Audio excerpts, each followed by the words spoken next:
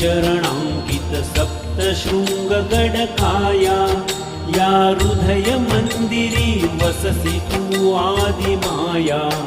ही बुद्धी कुंठित स्वरूप तुझे वर्णाया ही जिव्हा नचले जननी तव गुण गाया परी अनन्य वृत्ती तव पदिया बाळाची तू कुलस्वामिनी प्रबलनाथ पंथाची जय सप्तशृंगवासिनी माऊली आमची तू कुलस्वामिनी प्रबलनाथ पंथाची या प्रेम जलाने चरण तुझे क्षाळियले